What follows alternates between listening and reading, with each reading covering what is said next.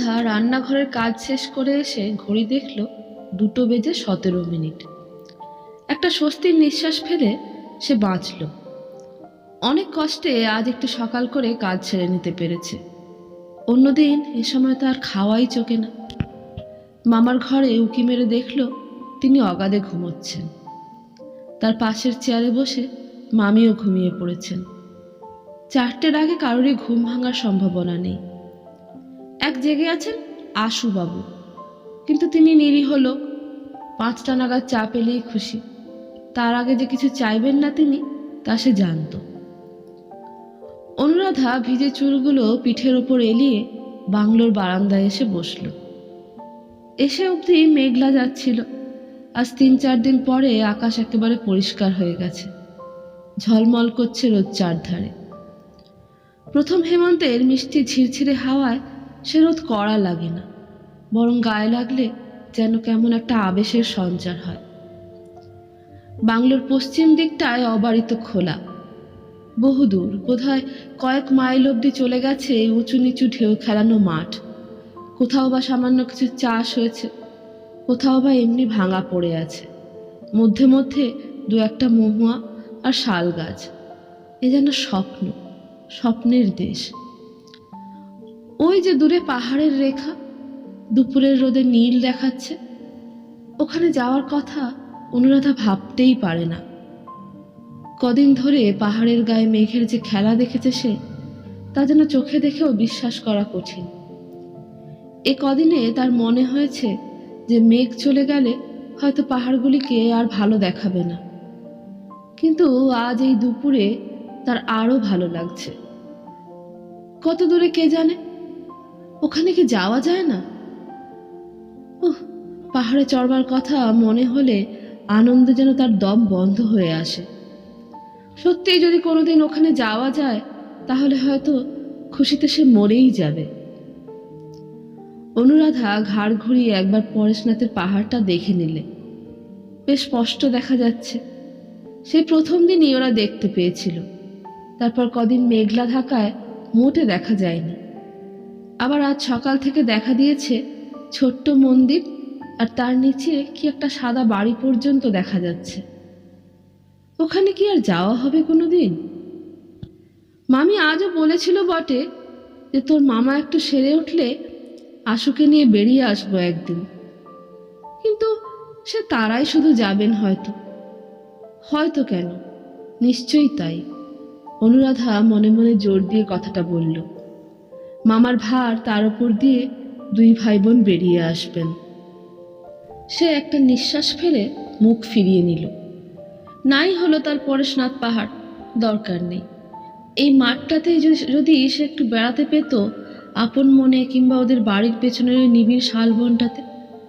কাল যেন কে বলেছিল বনটাতে বাঘ আছে। থাকবে বাঘ, তাকে যে বাঘে খাবে না এটা নিশ্চিত। বন সে ছোটবেলা থেকেই শুনে এসেছে। একবার ঢুকে এসে দেখতে চায় তা সত্যি ভয় করে কিনা। কিরকম না জানি তার ভেতরটা। আর ওই মাঠ, শুধু শুধু একা ওই মাঠে সে যদি ঘুরে বেড়াতে পারত এমনই আনমনে। সে আর বসে থাকতে পারল না। উঠে এসে বারান্দার ধার ঘেঁষে দাঁড়ালো। এমন যে দেশ হয়, এতখানি ফাঁকা মাঠ যে পৃথিবীর কোনো দেশে থাকা সম্ভব, তা সে কল্পনাও করতে পারেনি কোনোদিন।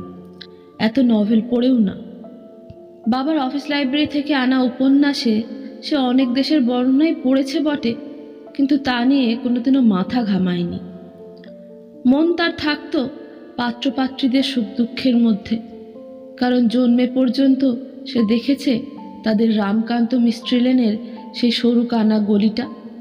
কখনো কখনো কলকাতারই 2-1টা চওড়া রাস্তা দিয়ে গিয়ে হয়তো ওই রকম একটা সরু গলির মধ্যে আত্মীয় স্বজনদের বাড়িতে ঢুকেছে। এছাড়া আর কিছু না। যা সে কোনোদিনও দেখেনি তার ধারণা তো নয়, কল্পনা করাও যে অসম্ভব। আচ্ছা, সে যদি চুপি চুপি মাঠটা একটু ঘুরেই আসে, ওই যে কারা ইটের পাজা পুড়িয়ে রেখেছে তারই আড়ালে বড় মহুয়া গাছটা পর্যন্ত, কে আর জানতে পারবে। মামার ঘুম ভাঙলেও তিনি 4টের আগে বার্লি খাবেন না, সুতরাং তারও খোঁজ পড়বে না। এখন হয়তো 2:30। 4টে পর্যন্ত 1.5 ঘন্টা, সে অনেক সময়। অনুরাধা চঞ্চল হয়ে উঠল। দুপুরের রোদে মহুয়া গাছের ছায়াগুলো যেন কি এক আশ্চর্য মায়া বিস্তার করে। অনুরাধার মনে হলো ওই দূরের মহুয়া গাছটা তাকে হাতছানি দিয়ে ডাকছে। সে একবার মাঠটার চারিদিকে চোখ বুলিয়ে নিল। মিষ্টি হাওয়ায় যেন সমস্ত মাঠটা জুড়ে খুশির ঢেউ উঠেছে। সেদিকে চাইলে মন আপনি ভরে ওঠে। সে আর থাকতে পারল না। নিঃশব্দে সিঁড়ি দিয়ে নেমে বাগান পেরিয়ে একসময় সত্যিই মাঠে গিয়ে পড়ল। প্রথমে একটু ভয় ভয় করছিল, চলছিল আস্তে আস্তে, কিন্তু ইটের পাজার আড়ালে মিলিয়ে যেতেই তার সব সংকোচ চলে গেল। হঠাৎ মনে হলো একটু ছুটলে কি হয়, কিংবা এমনি খানিকটা লাফালাফি করলে। মাঠের যেদিকেই যায় কোথাও কেউ নেই। একটা গরু বাছুর, এমনকি ছোট ছেলেও দেখা যায় না। চাষ রয়েছে মধ্যে মধ্যে, কিন্তু তা আগলাবার প্রয়োজন নেই বলেই বোধহয় কেউ আসেনি। এই সীমাহীন নিঃসঙ্গতা অনুরাধার সমস্ত দেহে একটা পুলক চাঞ্চল্যের স্রোত বইয়ে দিল যেন। সে ঠিক না দৌড়ালেও এমন জোরে চলতে লাগলো যে তাকে আর যাই হোক বেড়ানো বলা চলে না। কিন্তু উপায় কি? এমন অবস্থায় আস্তে চলার কথা অনুরাধা ভাবতেই পারে না। কোথাও বিশেষ করে সে যেতে চায় না। সে পথ হারিয়ে, দিক হারিয়ে এমনি করে একা এই বিস্তীর্ণ মাঠে ঘুরে বেড়াতে চায় শুধু। তার 20 বছর বয়সটাও যেন পিছিয়ে একেবারে 8-10 বছরে চলে গেছে। যখন চলা মানেই ছুটে চলা, যখন চুপ করে থাকার মতো শান্তি আর নেই, যখন পৃথিবীর তুচ্ছতম বস্তুও বিস্ময়ের চমক লাগায় ক্ষণে ক্ষণে। অনেক দূর অনেকক্ষণ এইভাবে চলার পর সে ক্লান্ত হয়ে পড়ল। কলকাতায় তাদের বাড়ির তো সেই 1.5 ঘর আর সরু এক ফালি রক, উঠোন পর্যন্ত নেই। হাঁটবার প্রয়োজনই হয় না সেখানে, অভ্যাসও নেই। তাছাড়া চলতে চলতে হঠাৎ তার নজরে পড়ল ওই মাঠের মধ্যে কে জমি কিনে রেখে গেছে। ছোট্ট একটা পিলপের ওপর ইংরাজিতে মালিকের নাম লেখা। সঙ্গে সঙ্গে মানুষ, তার সঙ্গে লোকালয়, সবটা মনে পড়ে গিয়ে সে যেন তার এই অবাধ উদ্দাম গতির জন্য একটু লজ্জিতও হয়ে পড়ল। সে যেন এতক্ষণ বহু লক্ষ বৎসর ডিঙিয়ে সভ্যতার সেই আদি ইতিহাসের মধ্যে গিয়ে পড়েছিল। মাত্র 3টি ইংরেজি আদ্যক্ষরের আঘাতে আবার 20 শতাব্দীতে ফিরে এলো। আস্তে চলতে শুরু করার সঙ্গে সঙ্গেই পা যেন ভারী হয়ে এলো। বসা একটু চাই কোথাও, নইলে আবার এতটা পথ ফিরে যাওয়া সম্ভব নয়। তাদের বাংলো, লোকালয় বহু পিছনে কোথায় অদৃশ্য হয়ে গেছে, পথ গেছে হারিয়ে। কিন্তু তার জন্য অনুরাধা চিন্তিত নয়। মোটামুটি দিকটা তার ঠিক আছে। কিছু দূর গিয়ে একটা ঢিপির ওপর উঠলেই তাদের বাড়ি দেখতে পাবে আবার, তা সে জানে। এখন যেটা দরকার সেটা হচ্ছে কোথাও একটু ছায়াতে বসা। এই রোদে এতটা দৌড়ে তার গরমও হচ্ছিল ভীষণ। ঘামে ব্লাউজ ভিজে সপসপে হয়ে উঠেছে, কপাল গলা ঘামে ভেসে যাচ্ছে। এদিকে ওদিকে চেয়ে ওর নজরে পড়ল কতকগুলো কলকে গাছ এক জায়গায় ঝোপ হয়ে রয়েছে, আর তারই ঠিক পাশে একটা মহুয়া গাছ। সে দূর থেকে ছায়াটা দেখে একটা আরামের নিঃশ্বাস ফেলল। তারপর কোনো মতে অবসন্ন পা দুটো টেনে নিয়ে গিয়ে গাছের গুঁড়িটায় ঠেস দিয়ে এলিয়ে পড়ল। আহ, কি মিষ্টি হাওয়া! অনুরাধার সমস্ত শরীর জুড়িয়ে গেল যেন। সে অনেকক্ষণ চুপ করে পড়ে রইল। চোখ বুজে থাকলেও সামনে সে নীলাভ পাহাড় আর ঝলমলে সবুজ মাঠ তার সমস্ত চৈতন্যকে আচ্ছন্ন করেছিল বলে তা যেন সে চোখের সামনে স্পষ্ট দেখতে পাচ্ছিল। সেইভাবে ঠান্ডা বাতাসে ঘাসের ওপর শুয়ে থাকতে থাকতে সে যেন ভুলেই গেল 65 টাকা মাইনের কেরানির 20 বছরের আইবুড়ো মেয়ে সে। ওর হঠাৎ মনে হলো ও যেন রূপকথার রাজকন্যা। এখনই ওই সামনের তেপান্তরের মাঠ পেরিয়ে তার রাজকুমার আসছেন পক্ষীরাজ ঘোড়ায় চড়ে। উজ্জ্বল শ্যাম তার বর্ণ, গলায় বকুলের মালা। কাছে এসে বসে তার হলদে উত্তরীয় দিয়ে ওর মুখের ঘাম মুছিয়ে মুদিত চোখের পাতায় চুমো খেয়ে খুব আস্তে ডাকবেন, অনু, অনুরাধা। সেই অনুভূতি আর আশা এমনই তীব্র হয়ে উঠেছিল ওর মনে যে সে চুম্বনের স্পর্শ যেন সে সত্যিই অনুভব করল। তীব্র সুখের অসহ্য যন্ত্রণায় চমকে শিউরে চোখ মেলে চেয়ে দেখল সে একাই, কোথাও কেউ নেই। সমস্তটাই তার স্বপ্ন, দিবা স্বপ্ন। একটা দীর্ঘশ্বাস ফেলে অনুরাধা উঠে বসল। তার রাজকুমার কোনোদিনই আসবেন না, তা সে জানে। তার মনে পড়ে গেল সেই সরু অন্ধকার গলির সেই 1.5খানা ঘর, তার এক পাল রুগ্ন ভাই বোন, বাবার 65 টাকা মাইনে, তাতে চাল ডাল ঘর ভাড়াই হওয়া কঠিন। শিয়ালদা স্টেশনে কাজ করেন বলে বাজার মাছ কিছু কিছু এমনি পান, তাতেই কোনো মতে চলে। যুদ্ধ বেঁধে কী সব বাড়তি টাকা পাচ্ছেন, চাল ডাল পাচ্ছেন খুব সস্তায়, তবু তাদের বাড়িতে দুধ বন্ধ হয়ে গেছে। তারা খায় র চা, আর ছেলেমেয়েরা খায় ফ্যান। বাবা বাড়িতে একটা গামছা পরে থাকেন।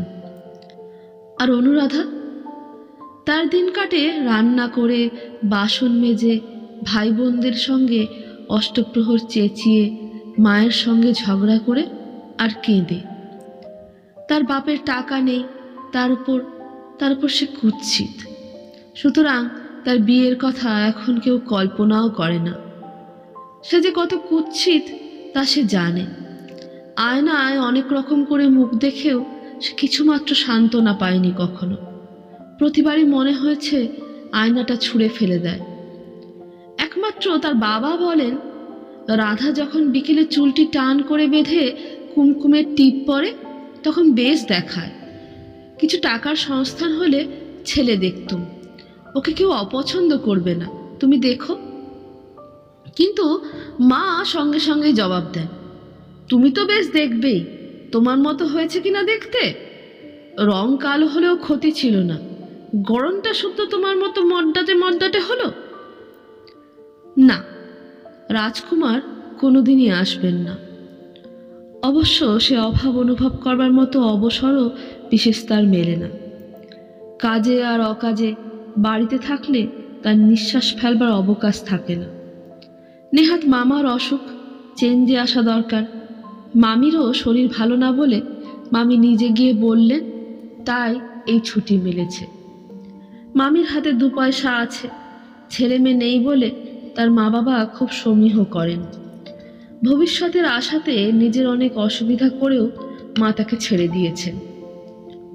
অনুরাধা উঠে দাঁড়াবার চেষ্টা করলো একবার, কিন্তু পা তখনও যেন কাঁপছে অনভ্যাসের ফলে।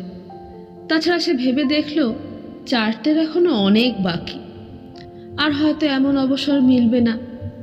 সে আবার বসে পড়ল তেমনি করে গুড়িতে ঠেস দিয়ে। কিন্তু এবার আর চোখ বুঝল না। দূরের রেল লাইনটার দিকে চেয়ে অন্যমনস্ক হয়ে একটা শুকনো মহুয়া পাতা নিয়ে নাড়াচাড়া করতে লাগলো। আচ্ছা, সত্যি কেউ কি কোনোদিন তাকে ভালোবাসবে না? কেউ তাকে বুকে টেনে নিয়ে কানের কাছে মুখ রেখে অমনি করে ডাকবে না? উপন্যাসের নায়িকাদের মতো তারও কণ্ঠে, কপলে, ললাটে বারবার চুমো খেতে খেতে কোনো তরুণ কোনোদিন উন্মত্ত হয়ে উঠবে না? অকস্মাৎ একটা তীব্র ব্যথায় যেন সে অস্থির হয়ে উঠল। এসব কি ছাইভস্য ভাবছে সে? ছি!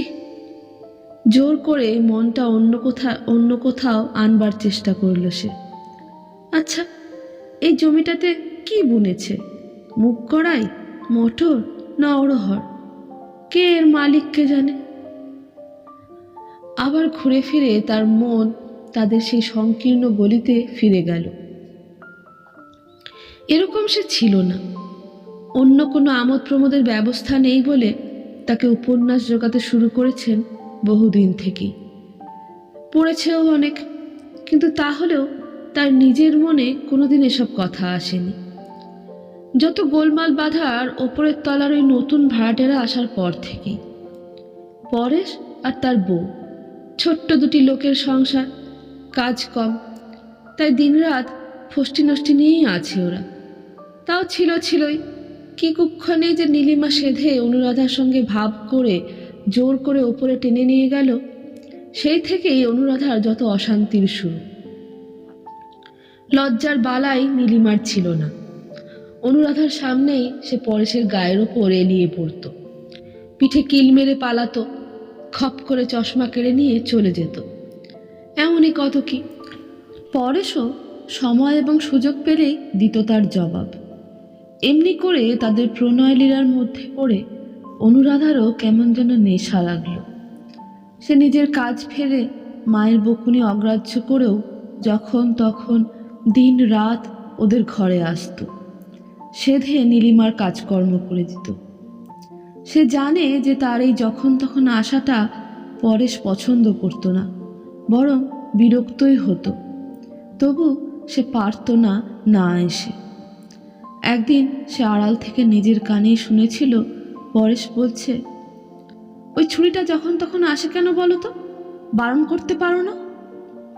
নীলিমা রাগ করে জবাব দিয়েছিল, ছুরি করো না বলে দিচ্ছি, ওসব কি অসভ্য কথা, আসে তাতে আমাদের উপকারই হয়। পরেশ বলেছিল, হ্যাঁ, তোমার উপকার করতেই ও আসে কি না? কিরকম ডাইনির মতো চায়, কখনো ওর মতলব ভালো নয়, দেখে নিও। কিন্তু তবুও অনুরাধা তাদের সঙ্গ ছাড়তে পারেনি।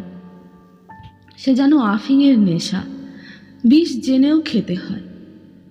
হয়তো সে পরেশের জন্যই যেত শেষ পর্যন্ত। 25-26 বছরের সুদর্শন যুবা, তাদের এই গলির মধ্যে তার জীবনের সমস্ত অভিজ্ঞতার মধ্যে এমন একটি তরুণের সংস্পর্শে সে কখনো আসেনি। পরেশের কঠোর কথা তার সয়েছিল, কিন্তু সইল না তার অনুকম্পা। সেদিনের কথা মনে হয়ে এতদিন পরেও এই সুদূর প্রবাসে এসে মুখ লাল হয়ে উঠল, কানের কাছে যেন আগুন জ্বলতে লাগলো। কি যে দুর্মতি ওর হয়েছিল সেদিন। পরেশ অফিস থেকে এসে জামা গেঞ্জি খুলে রেখে কল ঘরে গিয়েছিল স্নান করতে। নীলিমা তখন রান্নাঘরে চা করছে। অনুরাধা কি একটা কাজে খালি ঘরে ঢুকে বিছানায় জামা কাপড়গুলো পড়ে আছে দেখে তুলে রাখতে গেল, কিন্তু গেঞ্জিটা হাতে নিয়ে কি যে দুর্জয় লোভ হলো ওর, কিছুতেই নিজেকে সামলাতে পারল না। গেঞ্জিটার মধ্যে নিবিড়ভাবে মুখ গুজে দিয়ে ও যেন তারই অঙ্গের ঘ্রাণ পাওয়ার চেষ্টা করতে লাগলো, যার দেহের স্পর্শ কোনোদিনই সে পাবে না। সেই দিবা স্বপ্নে সময়ের হিসাব গিয়েছিল হারিয়ে। হঠাৎ পায়ের শব্দে মুখ তুলে দেখল পরেশ। উফ, সে ওর কি লজ্জা! কোনো মতে ছুটে পালিয়ে এলো বটে, কিন্তু তখনই একেবারে নিচে নামতে পারল না। ওর বুকের মধ্যে ধকধক করছিল, অপমানে লজ্জায় গলা উঠেছিল শুকিয়ে। সিঁড়ির মুখে দাঁড়িয়ে আছে তখনও, পরেশের কথা কানে এলো, ওগো, আমার এই গেঞ্জিটা কেচে দিও তো। নীলিমা বিস্মিত হয়ে প্রশ্ন করলে, কেন, কালই তো ওটা ভেঙেছ। তা হোক, দিও। অনুরাধার সবচেয়ে যেটা ভয় ছিল যে হয়তো তার এই নির্লজ্জতার কথা পরেশ নীলিমার কাছে বলবে। সেটা কেটে গেল বটে, কিন্তু তার এই দয়া আর ঘৃণা দুই যেন তীরের মতো গিয়ে বিঁধল ওর বুকে। সেদিনের পর বহুদিন আর সে ওপরে ওঠেনি। শেষে নীলিমার অনুনয়ে যদি বা আবার যেতে শুরু করেছিল, পরেশের সামনে আর কখনো যায়নি। কথাটা মনে পড়লে আজও তার লজ্জায় ও অপমানে মাথা কুটতে ইচ্ছা করে। আজও মাথার মধ্যে রক্ত উঠে ঝাঁঝা করতে থাকে। অনুরাধা চঞ্চল হয়ে উঠে দাঁড়ালো। আর না, এবার বাড়ির দিকে ফেরা যাক।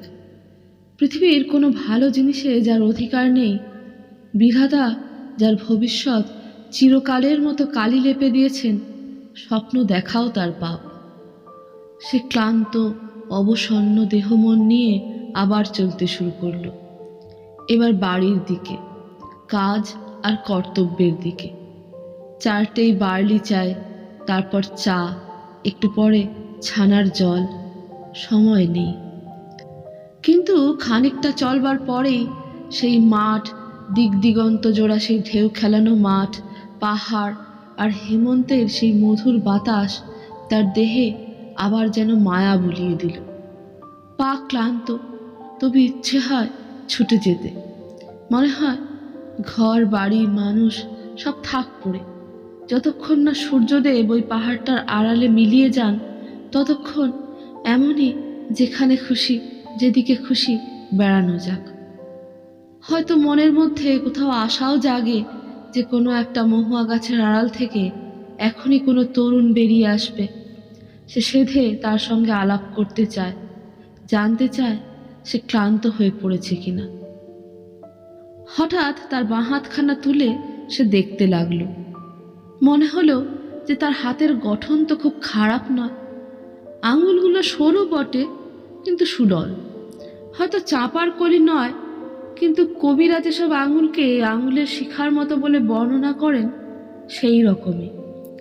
কাজ করে বাসন মেজে হাত শক্ত হয়েছে, কিন্তু তবু শীর্ণ নয়। প্রথম যৌবনের রসচ্ছলতা আজও তাকে নিটল রেখেছে। একটা ধানের ক্ষেতের মধ্যে অনেকটা জল জমেছিল। কালো স্বচ্ছ জল আয়নার মতো জল করছে।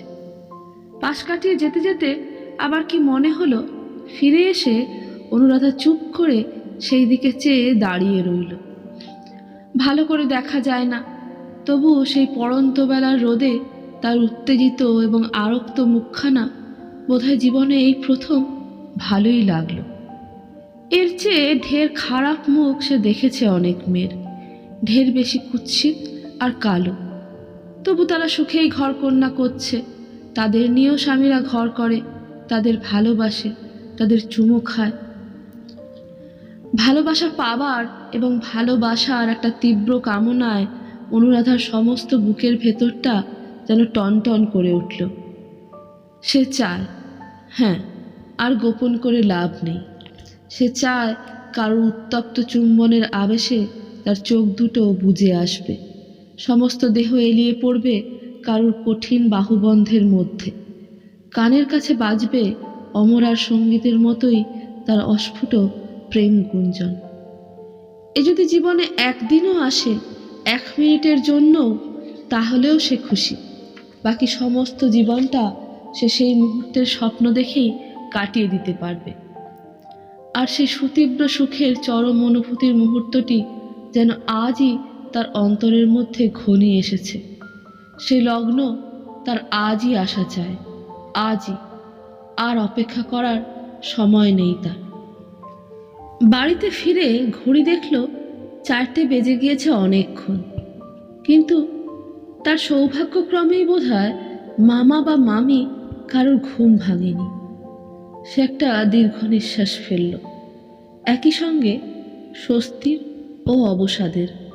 তারপর আবার বাইরের বারান্দায় এসে দাঁড়ালো।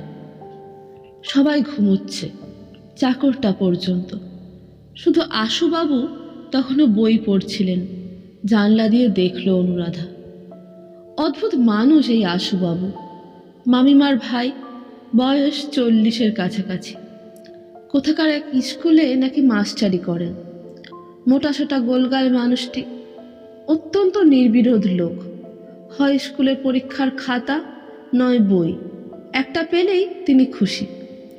শরীর খারাপ হবার ভয়ে দুপুরে ঘুমোন না। মেপে 100 গজ হেঁটে ব্যায়ামের কর্তব্য শেষ করেন এবং জামা কাপড় চশমা ছাতা কোনোটাই কাজের সময় খুঁজে পান না, এমনই অন্যমনস্ক। আগে আগে একে দেখলেই অনুরাধার হাসি পেত।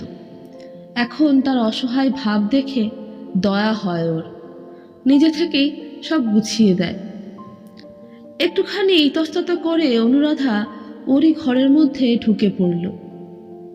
আশুবাবু মুখ তুলে প্রশ্ন করলেন, অনু, কোথায় ছিলে এতক্ষণ? বেরিয়ে এলে নাকি? কথাটার জবাব না দিয়ে সে আর একটা প্রশ্ন করল, ওটা কি পড়ছেন, উপন্যাস? আশুবাবু বললেন, না, ওটা শিক্ষা সংক্রান্ত একটা বই।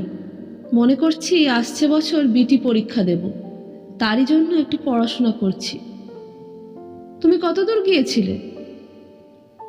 অনুরাধা কণ্ঠস্বরে একটু জোর দিয়ে বললে, ওই পাহাড়ের দিকটায়, অনেক দূর। আপনি যাননি ওদিকে, না? আশুবাবু ওর মুখের দিকে একটুখানি চেয়ে থেকে জবাব দিলেন, এইগুলো তোমরা বড় খারাপ করো। বাড়ি থেকে বেরোনো অভ্যাস নেই কখনো, এখানে এসে এতটা হেঁটে এলে। এইরকম হঠাৎ পরিশ্রমে অসুখ করে, তা জানো? আশুবাবুর পক্ষে এতটা উদ্বেগ যেন অপ্রত্যাশিত। অনুরাধা একটু অপ্রস্তুতভাবে হেসে বলল, খুব বেশি দূরে তো যাইনি। যাওনি বই কি, এখনো হাঁপাচ্ছ দস্তুর মতো। এই ঠান্ডায় ঘেমে উঠেছ। এর ওপর যেন জল খেয়ে বসো না এক্ষুনি, ওতে সর্দি গরমি হয়। আশ্চর্য, এত ব্যাপার লক্ষ্য করতে তাকে অনুরাধা এই প্রথম দেখল। অকস্মাৎ যেন ওর বুকটা কিসের একটা উত্তেজনায় দুলে উঠল। সে তার চৌকিটারই একপাশে বসে পড়ে বলল, আমার কখনো অসুখ করে না। তারপর কণ্ঠস্বর অকারণেই নামিয়ে প্রশ্ন করল, চা খাবেন এখন? করব? আশুবাবু বিস্মিত হয়ে বললেন, এত সকালে কেন? এখনো তো সময় হয়নি। নাই বা হলো সময়, একদিন না হয় অসময়েই খেলেন। দরকার নেই, একটু পরে তো স্টোভ জ্বালতেই হবে, সেই সময় একেবারে হবে ক্ষণ। দিদি উঠুক। অনুরাধা একটু চুপ করে থেকে বললে, আপনি বিদেশে এসেও খালি খালি বই পড়েন, দুপুরবেলা বেড়াতে যে কি ভালো লাগে। যাবেন কাল ওই পেছনের শালবনটাতে? শিউরে উঠে আশুবাবু জবাব দিলেন, বাপরে, ওখানে শুনেছি বাঘ আসে। আচ্ছা, তাহলে ওই মাঠে যাবেন, ওই ইটের পাঁজাটার ওপারে। তা যেতে পারি, কিন্তু আমি বেশি দূর হাঁটতে পারবো না, আগেই বলে রাখছি। অনুরাধা অন্যমনস্কভাবে বইটা নাড়তে নাড়তে হঠাৎ এক সময়ে আশুবাবুর একটা হাতের ওপর নিজের ডান হাতখানা রাখল। আশুবাবু একটু বিস্মিত হয়ে ওর মুখের দিকে চাইলেন। তারপর ওর হাতখানা মুঠোর মধ্যে চেপে ধরে বললেন, তুমি বড্ড বেশি পরিশ্রম করেছো অনু, তোমার হাত থরথর করে কাঁপছে। অনুরাধা জবাব দিলে না, শুধু মাথাটা ওর একটু হেঁট হয়ে এলো, আর তার ফলে ওর পিঠের থেকে কয়েক গোছা চুল শিথিল হয়ে এসে পড়ল আশুবাবুর বাঁ হাতখানার ওপর। আশুবাবু ওর মুখের দিকে কিছুক্ষণ স্নিগ্ধ চোখে চেয়ে থেকে বললেন, এখানে তোমার খাটনিও হচ্ছে খুব, তাই না? অনুরাধা প্রবল বেগে ঘাড় নেড়ে একটু যেন জড়িত কণ্ঠে বললে, কিছু না, বাড়িতে এর থেকে ঢের বেশি খাটতে হয়, আর তাছাড়া কাজ করতে আমার একটুও কষ্ট হয় না। ওর হাতখানা তখনও আশুবাবুর হাতের মধ্যে ঘামছিল। তিনি একটুখানি চাপ দিয়ে বললেন, সত্যি, শুধু আমার জন্যই তোমাকে কত বেশি খাটতে হয়।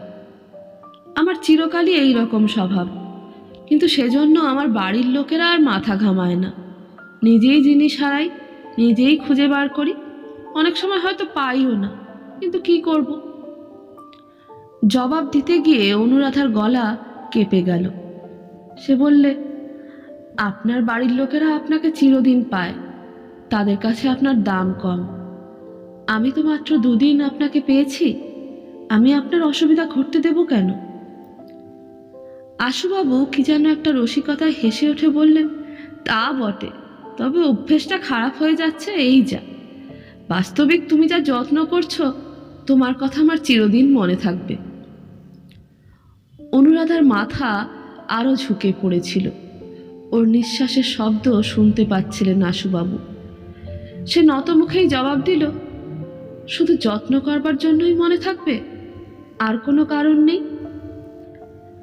কথাটা আশুবাবু বুঝে উঠতে পারলেন না ঠিক, কিন্তু নির্লজ্জতায় অনুরাধার মুখ লাল হয়ে উঠেছিল। সেদিকে চেয়ে বোকার মতো একটু হেসে আশুবাবু বললেন, তা বটে, তা তুমি বলতে পারো বটে। তারপর অপেক্ষাকৃত গম্ভীর হয়ে বলে উঠলেন, তুমি ভীষণ ঘেমে উঠেছ অনু, চোখ মুখ রোদে লাল হয়ে উঠেছে, যাও একটু শুয়ে পড়ো গে। অনুরাধার কণ্ঠ যেন বিকৃত হয়ে উঠেছে। সে প্রাণপণে সেটা সহজ করবার চেষ্টা করতে করতে বললে, আমি এখন শোবো না, শুতে ভালো লাগছে না। উদ্বিগ্ন কণ্ঠে একটু সস্নেহ তিরস্কারের ছোঁয়া দিয়ে আশুবাবু বললেন, তুমি বুঝতে পারছো না তোমার কতটা পরিশ্রম হয়েছে। এখন একটু বিশ্রাম না করলে এরপর ভারী শরীর খারাপ করবে। যাও যাও, এখনই আবার যদি দিদি উঠে পড়েন, আর তাহলে সেই রাত 11টার আগে ছুটি পাবে না। না না, আমি কোনো কথা শুনতে চাই না, ওঠো আগে। ওর যে হাতখানা তখনও আশুবাবুর মুঠোর মধ্যে আলতো করে ধরা ছিল, সেটা ছেড়ে দিয়ে আশুবাবু একটু মৃদু ঠেলাও দিলেন ওকে। অনুরাধা আর কথা কইল না, ধীরে ধীরে উঠে গিয়ে সত্যি নিজের বিছানায় শুয়ে পড়ল। যে অকারণ এবং অবোধ অশ্রু ওর চোখ উপচে উঠতে চাইছিল এতক্ষণ, এইবার তা নীরবে ওর বালিশের ওপর ঝরে পড়তে লাগলো। শেষ হলো আজকের গল্প, গজেন্দ্র কুমার মিত্রের লেখা অনুরাধার স্বপ্ন।